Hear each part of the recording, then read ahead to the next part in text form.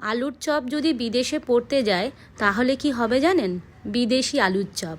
তাই আজকে আমার রেসিপি বিদেশি আলুর চপ। 3-4টে ব্রেড নিয়ে নিয়েছি। ব্রেডটাকে সামান্য কিছুক্ষণ জলে ভিজিয়ে ভালো করে ম্যাশ করে নিয়েছি। তার সাথে সিদ্ধ আলু আর তার সাথে একটু চিজ গ্রেট করে, কর্নফ্লাওয়ার, চিলি ফ্লেক্স আর অরিগ্যানো, স্বাদ মতো নুন দিয়ে ভালো করে মেখে নিয়েছি।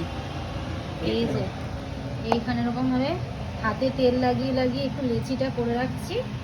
এবার এখান থেকে নিয়ে একটা একটা করে ছাড়বো। হাতে তেল দিয়ে এই জন্যই করেছি, চিজ থাকার জন্য খুব চটচটে হয়ে যায়। তেল দিয়ে লেচিগুলো করলে খুব ইজি হয়ে যাবে। খুব সিম্পল রেসিপি, ব্যাস হয়ে গেল বিদেশি আলুর চপ। ভালো হয়েছে? গরিবের গরিবের আলুর চপ নয়, সরি, বিদেশিদের আলুর চপ। বিদেশি আলুর চপ।